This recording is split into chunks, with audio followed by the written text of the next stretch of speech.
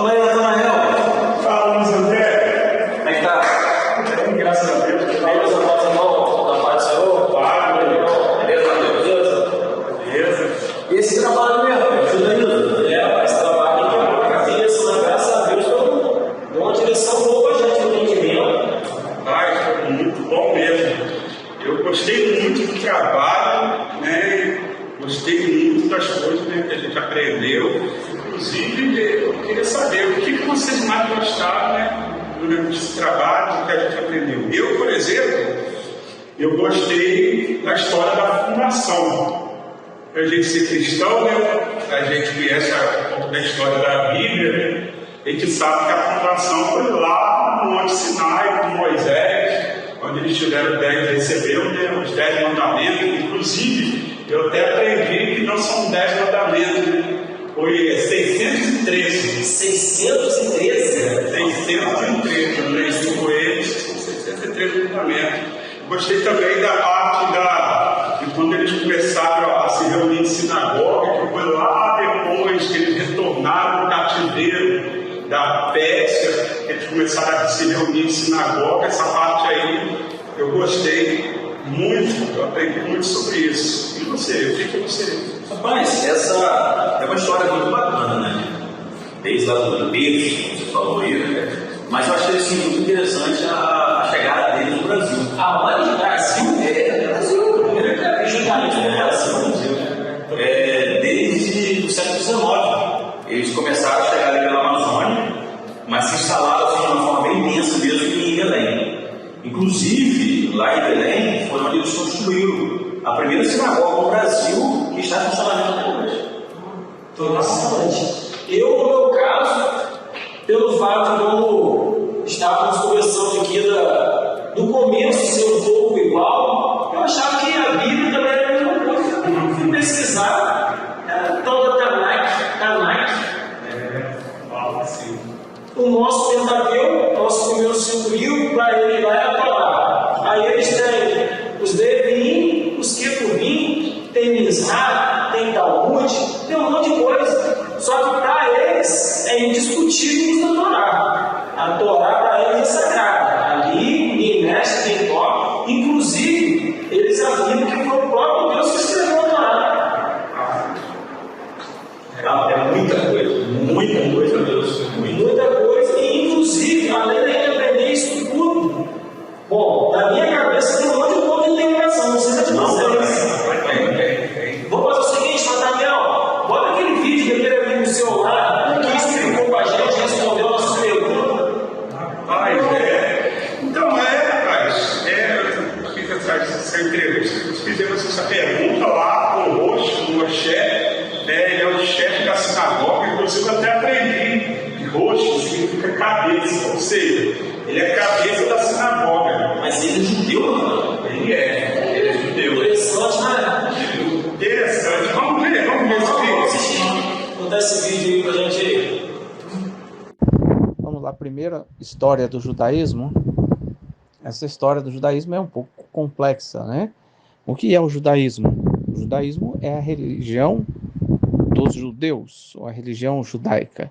Aí, para entender a história do judaísmo, você precisa entender a história do povo judeu. Então, o povo judeu começa com o patriarca Abraão, né, da Bíblia. Lá em Gênesis 12, a gente vê quando Deus chama Abraão para servi-lo. Abraão teve seu filho Isaac, Isaac teve seu filho Jacó, Jacó teve 12 filhos, e dando origem, então, às 12 tribos do povo de Israel. Onde surgiu Israel, Deus muda o nome de Jacó para Israel. Tá? À medida que o povo cresce, o povo vai para o Egito, tem toda uma história, Moisés liberta o povo, depois de 400 anos que os filhos de Israel ficaram no Egito. E Moisés dá ao povo de Israel a Torá, né? Os 613 mandamentos que Deus deu a ele no Monte Sinai. Não apenas 10 mandamentos, como é conhecido no cristianismo, mas 613 mandamentos. E isso é basicamente o início da religião judaica. Né? Por que judaica e não israelita? Judaico por causa da tribo de Judá.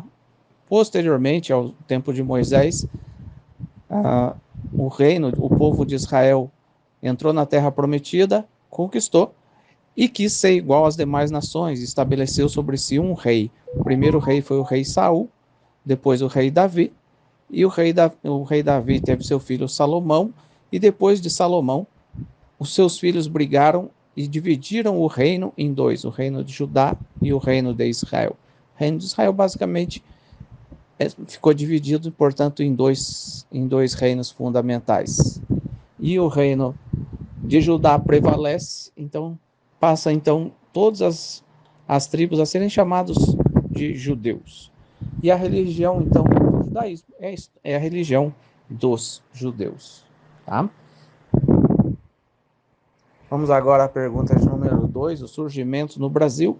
O surgimento no Brasil começa com os judeus sefaraditas, que foram expulsos de Portugal e Espanha, mais ou menos no ano 1500, no século XVI, e dali eles foram para Holanda, e posteriormente também foram expulsos da Holanda, vindo parar no Brasil, onde foi fundada a primeira sinagoga das Américas, em Recife. Ela é chamada Kahalt sur Israel. Então, a história do judaísmo no Brasil começa em Recife, tá bom? Depois acabaram sendo expulsos também do Brasil e foram para Nova York, fundaram a cidade de Nova York, que antigamente era chamada de Nova Amsterdã. Mas os judeus que ficaram deram origem então ao judaísmo no Brasil. Existem comunidades judaicas de diferentes países, né? Então os judeus vieram também para Belém, para Manaus, para várias cidades do Nordeste, e hoje a principal comunidade judaica é em São Paulo. Pergunta número 3, doutrinas centrais ou tradições religiosas. O judaísmo ele é baseado em 13 princípios fundamentais que foram definidos por Moisés Maimônides, Rambam, mais ou menos no ano 1200, tá? Rambam morreu em 1204. Então a gente tem 13 princípios fundamentais da fé judaica. O princípio fundamental é de que só há um Deus, tá?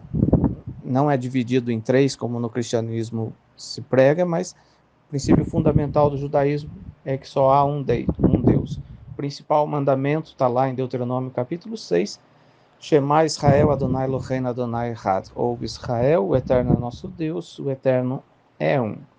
A partir daí, o judaísmo determina 613 mandamentos, como já mencionado. Isso não foi inventado, mas está na Bíblia, está na Torá. A Torá nada mais é do que os primeiros 5 livros da Bíblia. Pergunta número 4.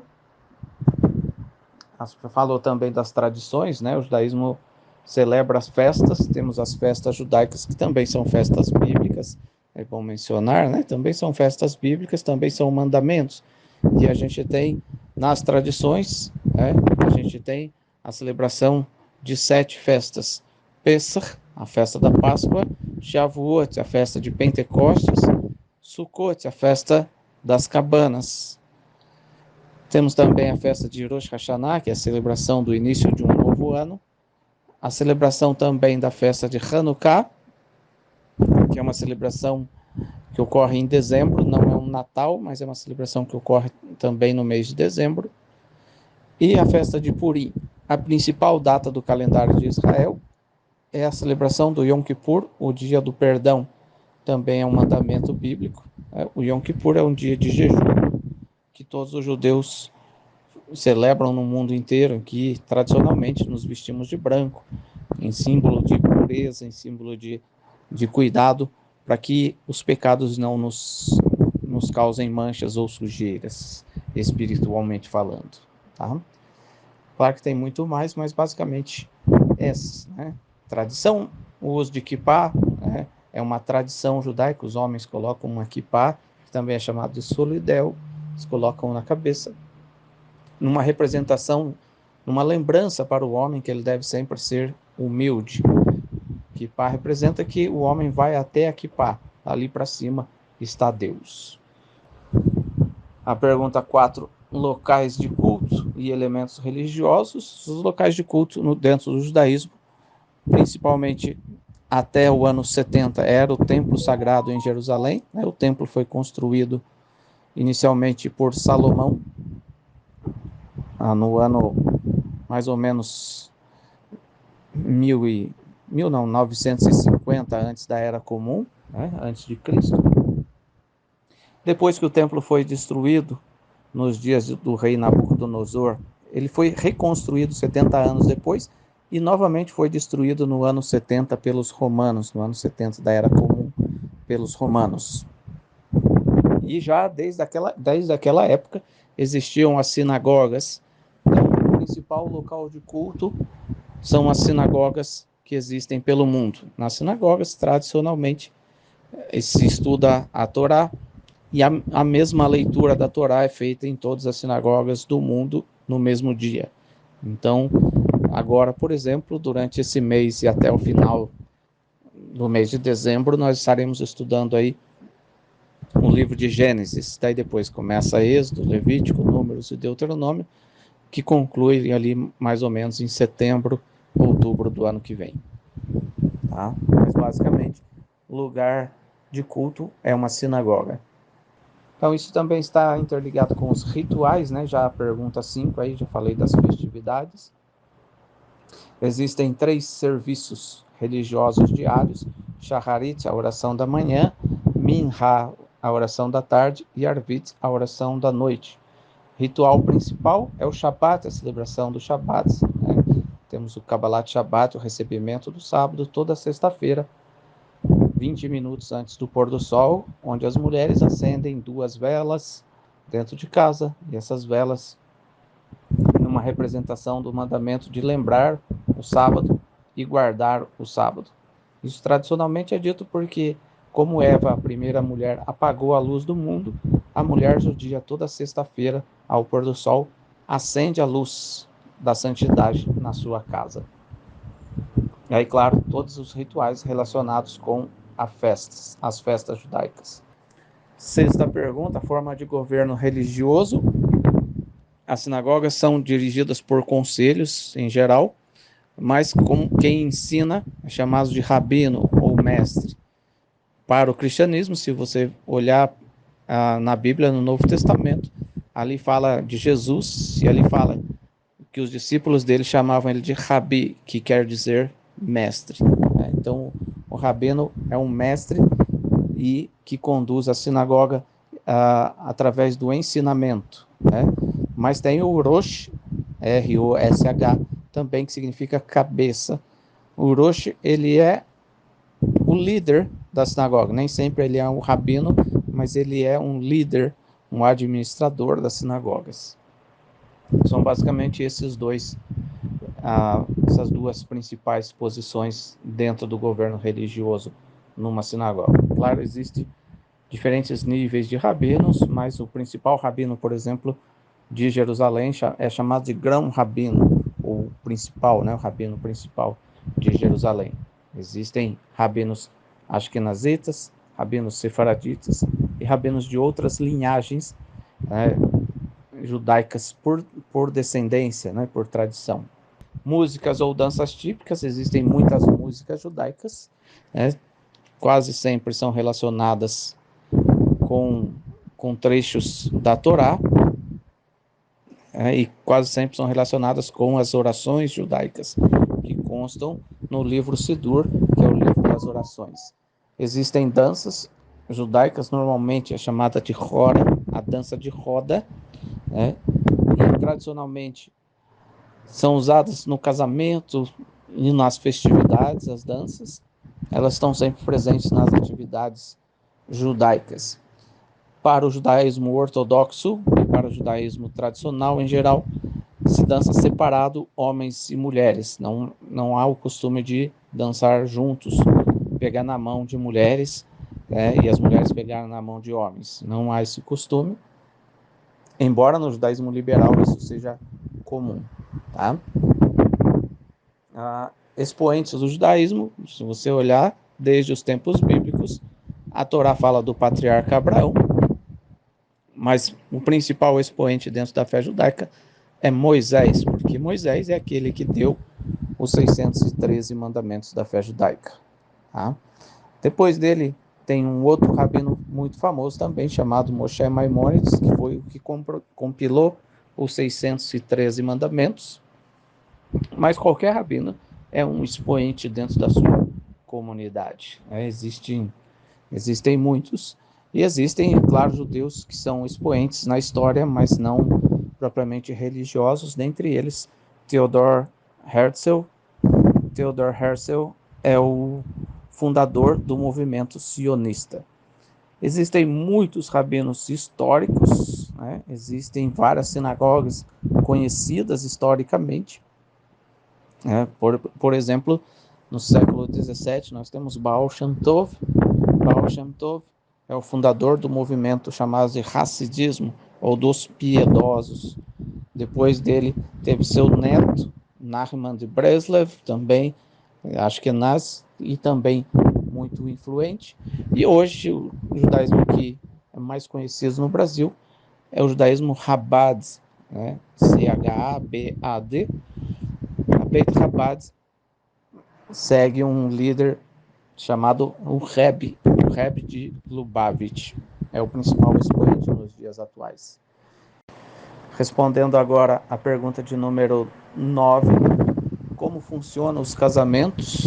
Casamentos dentro do judaísmo, vamos falar dentro do judaísmo tradicional, ortodoxo, que é o mais relevante, né? Mas hoje existe o judaísmo liberal, que já pratica de outra forma. O casamento dentro do judaísmo, ele é levado muito a sério, e existe uma figura chamada Shadchan, ou casamenteiro. Toda vez que um jovem ele intenta se casar, ele deseja se casar, ele procura o casamenteiro que vai orientá-lo a encontrar a esposa ideal. O casamenteiro mesmo é quem vai indicar a pessoa com quem esse jovem possivelmente possa se casar, venha se casar. O jovem e a jovem se encontram pela primeira vez, ambos já sabendo da intenção, e quando eles conversam pela primeira vez sozinhos, eles descobrem as afinidades ou as não afinidades entre eles. E aí eles vão dizer, não um para o outro, não para a família, mas para o casamenteiro, se eles querem dar prosseguimento ou não no relacionamento. Se disserem não, se um dos dois disser não, não tem mais encontro entre eles, e aí encerra-se e vai esperar uma nova oportunidade, um outro jovem, uma outra jovem que possa ser indicado para o casamento, até que encontre a pessoa com quem ele vai se casar. Durante esse período ele recebe aconselhamentos, né? Eles recebem aconselhamentos, e o casamento é efetuado depois de um certo tempo, sem que, obviamente, eles tenham tido qualquer tipo de relação física prévia.